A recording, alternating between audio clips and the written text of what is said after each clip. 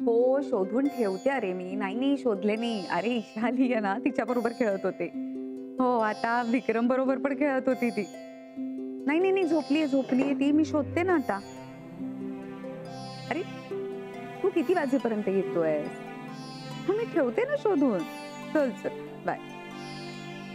अरे काय आहे? कुठला प्रकार हा? आई अगं भूक लागली आहे. आत्ता पाऊल ठेवलंयस ना घरात? मी टीव्ही बघू. नाही अजिबात नाही. आधी हातपाय धुवा, कपडे बदला आणि आरडाओरडा करू नका. इशू झोपली आहे. इशू आली आहे? हो सकाळी चालली.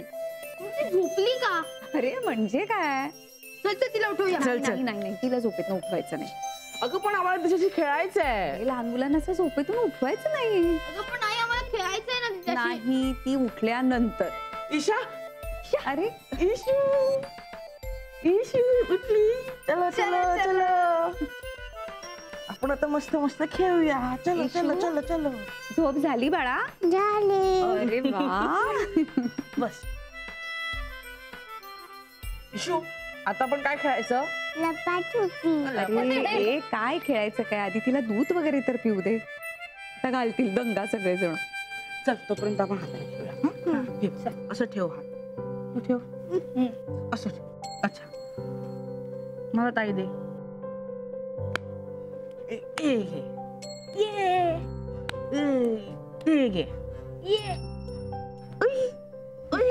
परत परत परत. चल इशू हे घ्या बाळा. Very good girl. हळूहळू पी. हा ईशा आपण काय खेळूया? लपालपी. अरे यार हिच्याबरोबर हेच खेळायला लागतं. बरं चला.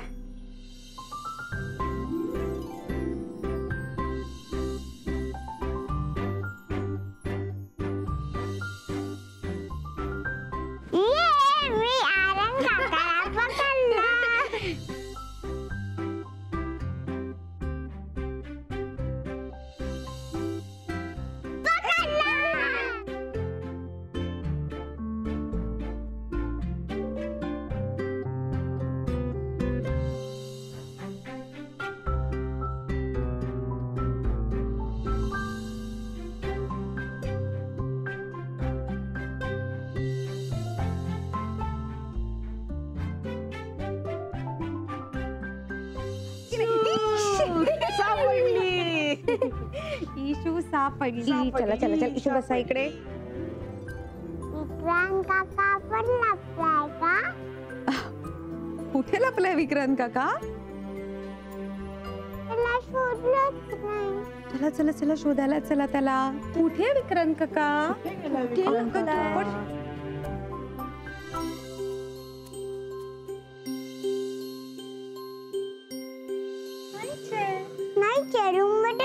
अरे बापले तू बस पाहू इकडे. बसा इकडे. चला चला चला चला. हा दूध देऊ?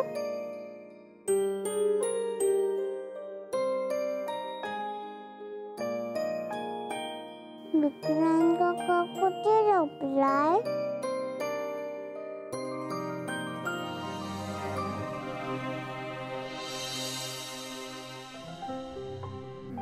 अरे वा हे घ्या. दादा पकडा हे.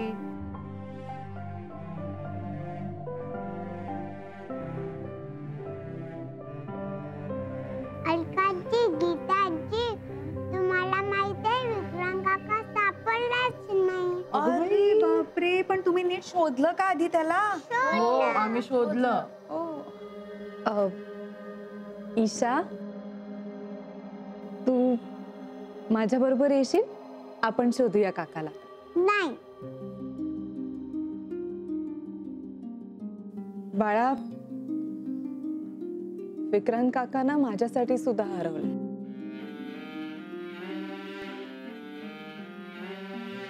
आपण एक काम करूया ना. आपण दोघी मिळून विक्रांत काकाला शोधूया. हा मी नाही येणार. का नाही येणार तू? अगं ती काय उत्तर देणार? एवढी लहान मुलगी. तिला काय कळतंय? सगळं कळतंय आई तिला. आणि चांगलंच कळतंय. गताई ती लहान आहे. तिला काय कळणार आहे? विक्रांत काका सापडला. तू कुठे लपला होतास? बेटा मी इथेच होतो बाहेर. मम्मा हो बा. बघितलं ताई? आणि तुम्ही म्हणताय की ईशाला काहीच कळत नाही. कोणाजवळ जायचं आणि कोणाजवळ जायचं नाही हे तिला चांगलंच कळतंय की. लहान मुलांना कळतच समोरचा माणूस पाहून की त्याच्याकडे जायचं की नाही जायचं. समजलं? करेक्शन, कळत नाही विक्रांत. ते तिच्या मनात भरवलं गेलं. तुम्ही सगळ्यांनी तिच्या मनात हे भरवलंय. तुम्ही सगळ्यांनी सांगितलंय हिला की मी वाईट आहे म्हणून ती माझ्याजवळ येत नाही. ती तुला तुझ्या जवळ हवी आहे? हो, हवे. अच्छा, मग जेव्हा ती जन्माला आली होती तेव्हा तुला तिचं तोंडही पाहायचं नव्हतं ते का? विक्रांत,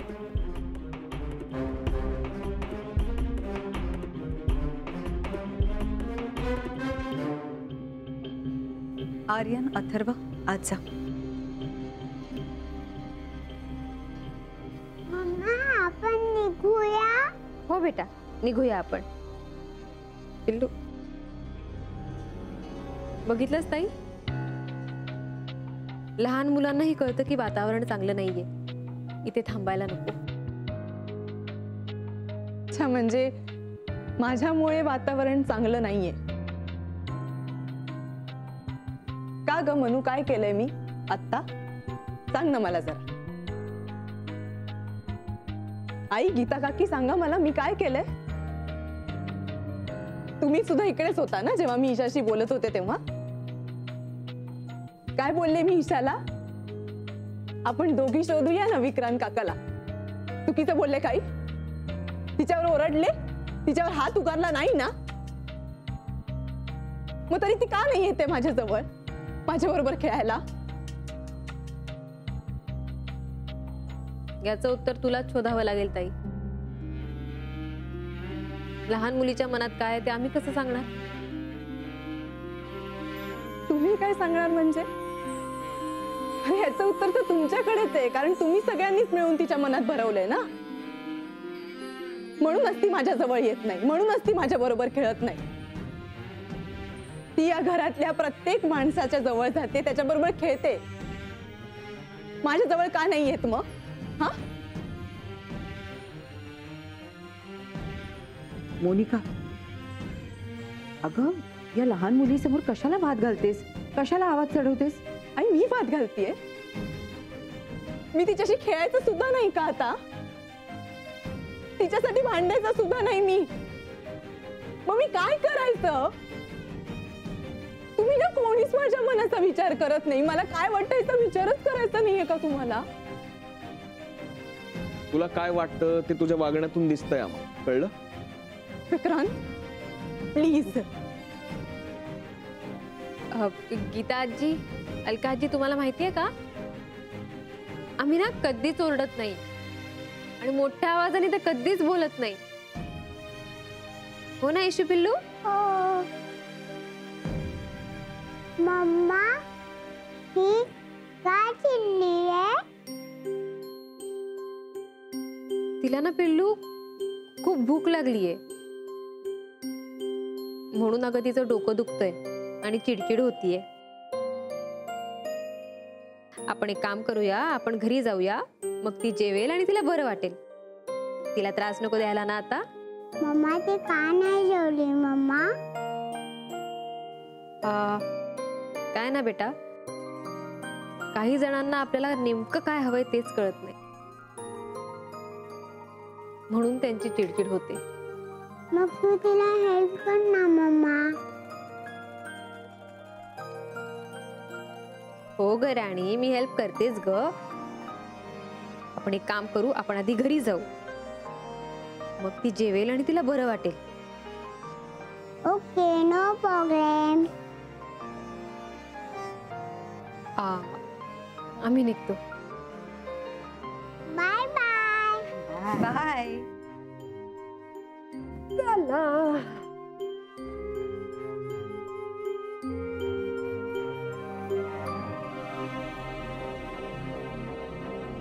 काय मग जेवतेस ना तू?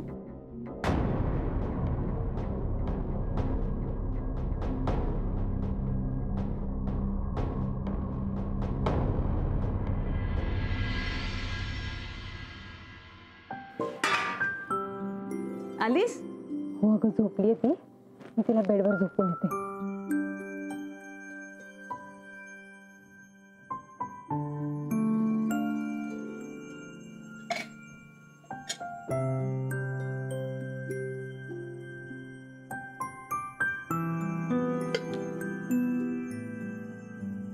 ही काय ईशा झोपली?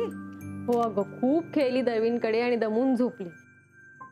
रस्त्यात मी जागा ठेवण्याचा प्रयत्न केला तिला गप्पा मारत मारत, पण अगं डोळे गप्पागप मिटत होते तिचे. मग आता तिच्या जेवणाचं काय? अगं खाल्लंय तिने खूप. बघू तिला भूक लागली तर दूध देईन मी तिला. ठीक आहे, पण मग आपण जेवूया ना आता. मी थांबले. हो हो मी आलेच हात धुवून.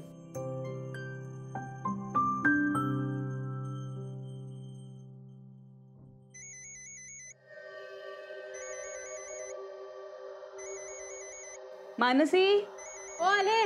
कोण?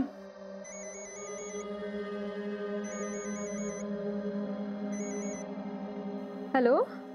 मानसी, ईशाला दे ना फोन. अरे झोपली ती आता. झोपली सुद्धा इतक्यात? हो खूप खेळली ना तुमच्याकडे आणि खाणं पण भरपूर झालं. दमून झोपली. मग तुला तुला काही बोलायचं होतं का तिच्याशी? काही नाही. अगं दिवसभर विक्रांत काकाशी खेळत होती ती. आता मी तिचा बाबा म्हणून तिला फोन करतोय. रोज फोन करतो ना मी. अरे लहान मुलांचं काही सांगता येतं का विक्रांत? जाऊ दे, ती झोपली आहे ना शांत. मग मी ठेवतो phone. Okay bye. Good night.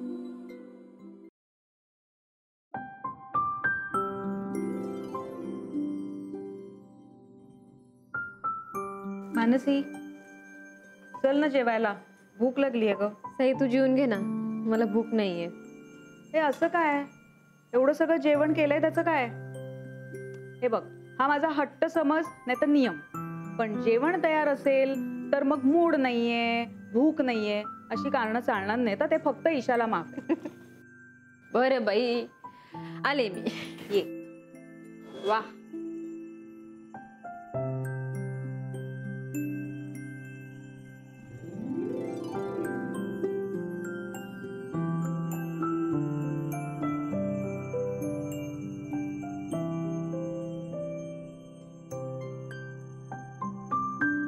Mansi, कधी कधी मला काय वाटतं माहितीये, आठवणी आणि नशीब यांचं ना एक वेगळंच ट्युनिंग असतं. म्हणजे काही माणसं आपल्या आयुष्यात येतात आणि जातात, पण त्यांच्याबरोबरच्या आठवणी ह्या जाता जात नाही. पण ह्याचा नशिबाशी काय संबंध? नशीब याच माणसांना नव्या आठवणींसाठी आपल्या आयुष्यात यू टर्न करून समोर उभं करतं. असेल कदाचित. आता विक्रांतच घे ना. म्हणजे जितपत मला माहितीये त्याप्रमाणे तू त्याच्यापासून लांब गेलीस 3 वर्ष. परत आलीस तेव्हा तो डिप्रेशन मध्ये होता म्हणून तुला गिल्ट आलं. पण आत्ता जे काही चाललंय त्याला तू नशीब म्हणशील नाही तर काय? माहित नाही ग. जे घडतंय ते घडू देतीये. फार इंटरफिअर नाही करत आहे मी. चांगलंय. मला असं वाटलं म्हणून मी बोलले. तुला बरं कळतं ग यातलं सगळं. काय ग, न कळायला काय झालं? भावना म्हणजे काही लॉ किंवा केमिस्ट्री नाहीये न कळायला. आणि तसं बघितलं तर भावना, नाती हे सगळे धडे प्रत्येकाच्या लाईफ बुक मध्ये असतातच. वा सई, नॉट बॅड. तो हे अनुभवाचे बोलत वाटतं. म्हणजे होता माझा पण एक मित्र कॉलेजात असताना. होता, मला आवडायचा, त्यालाही मी आवडायचे. खूप हँडसम होता, समजूतदार होता, खूप काळजी घ्यायचा. सगळ्यात महत्वाचं म्हणजे मी माझ्या घरच्यांना इतका वेळ द्यायचे ना, ते त्याला मान्य असायचं. मग काय झालं? माझी आई गेली ना, त्याच्यानंतर मी माझ्या घरच्यांमध्ये इतकी अडकले की आमचं नातं 20 आणि 80 असं झालं. म्हणजे फक्त 20% मी त्याची प्रेयसी आणि 80% माझ्या घरच्यांची केअरटेकर झाली. मग म्हटलं की आपण त्याला यातनं मोकळं करून टाकू. केलं त्याला. सायोनारा, टाटा, बाय बाय. फक्त सी यू सून असं नाही म्हटलं. कशाला नव्हताच. इतकं सोपं आहे सगळं. कळलं?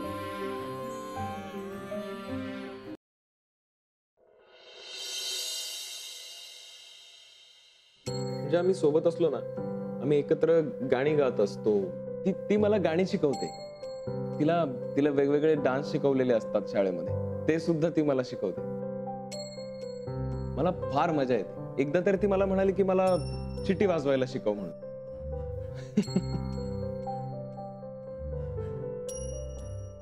आय एम सॉरी, काय ईशा म्हणजे माझ्यासाठी कधीही न संपणारी लाईव्ह कॉमेंट्री आहे. सो तुम्ही थांबवल्याशिवाय मी थांबणार नाही. I am sorry. आपण बोलूया. अहो बोलायचे काय, मला तर ऐकतच राहावंसं वाटतंय. कारण खूप मोठा बदल घडलाय आणि तोही खूप कमी वेळात. तुम्हाला नाही असं वाटत? हो, आणि तो बदल म्हणजे ईशा आहे, दुसरं काही नाही. ग्रेट. तिच्या बरोबर असलं ना, मला सारखं वाटतं की तिला आनंदी ठेवण्यासाठी आपल्याला काय करता येईल ते सगळं करूया. Very good. बाकी लोकांना तिने विचारलेल्या प्रश्नांनी कंटाळा येतो, पण मला नाही येत. मला खूप मजा येते तिला उत्तरं द्यायला. कालपर्यंत आपण कशाला जगायचं असं वाटत होतं मला, पण आता खूप जगावं असं वाटतंय. आणि ईशा थोड्या वेळासाठी जरी माझ्या नजरेआड झाली ना, तरी मला गुदमरायला होतं. म्हणजे आता ती मानसीच्या आजीच्या वाढदिवसासाठी गावी गेली होती. फार काळ गेली नव्हती, पण ती नव्हती तर माझी परिस्थिती अगदी भयंकर झाली होती. पण ती परत आली ना, तर मी लगेच नॉर्मल झालो. विक्रांत, जगात इन्स्पिरेशन हे असं एक औषध आहे की जे कुठलाच डॉक्टर देऊ शकत नाही. ते आपणहून मिळवावं लागतं. आणि एकदा का ते मिळालं ना, की मग कुठल्याही औषधाची गरज उरत नाही. म्हणजे काय? अहो, आता ईशा नावाचं औषध मिळालंय की तुम्हाला. बरं, मग आता काय प्लॅनिंग पुढचं? आता सगळ्यात अगोदर मी हॉस्पिटलला जाणार आहे. तिथे काही पेशंट्स वाट पाहत आहेत, त्यांना पाहणार आणि त्यांना औषध देणार. त्यानंतर माझ्या औषधाकडे जाणार. Wow, all the best. Thank you. Bye bye.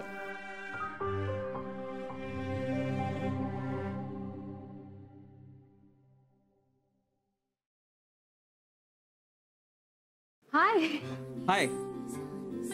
कसं वाटतंय? कसं वाटतंय तूच सांग. नाहीतर एक काम कर, तू माझ्या डॉक्टरांना विचार, कारण मला आता वेळ नाहीये, खूप उशीर झालाय. मला हॉस्पिटलमध्ये जायचंय, नवे पेशंट्स आहेत, नव्या केसेस आहेत, आणि हे सगळं आटपून मला ईशाला आणायला जायचंय शाळेत. सो मी लगेच निघतो. बरं ऐक विक्रांत, तुझी इतकी गडबड असेल आणि तुझ्या शेड्यूल मध्ये ईशाला पिकअप करणं जमत नसेल तर मी करते. नाही, असं काही नाहीये. ईशा माझी प्रायोरिटी आहे. सो मी तिच्यानुसार सगळं शेड्यूल ऍडजस्ट करून घेतलंय. अरे पण किती धावपळ होईल तुझी. होऊ दे ग. गेले काही महिने मी बसूनच होतो. आता कुठे वेग आलाय, सो थांबावंसच वाटत नाहीये. आणि गंमत माहितीये, ईशामध्ये आणि माझ्यामध्ये लपाछुपीचा खेळ सुरू झालाय. ती माझ्यात लपलेल्या बाबाला शोधते आणि मी तिच्यात लपलेल्या मुलीला. सो एक वेगळाच कॉन्फिडन्स आलाय आता. म्हणजे मी हसायला लागलोय, मन मोकळेपणाने बोलायला लागलोय, गुणगुणायला लागलोय. तिच्यासाठी मी मोनिकाशी भांडायला यायला लागलोय. तुला माहितीये, दिवसभर मी विक्रांत असतो, पण रात्री जेव्हा मी तिला फोन करतो ना बाबा म्हणून, तेव्हा मी तिच्या एवढा कधी होतो हे माझं मलाच कळत नाही. आपण एक काम करू विक्रांत, आपण बसून बोलूया. नाही नाही नको, मला ऑलरेडी 5 मिनिट उशीर झालाय. आता आणखी उशीर झाला ना की ती रुसून बसते अशी. सो मी निघतो. बाय. बाय.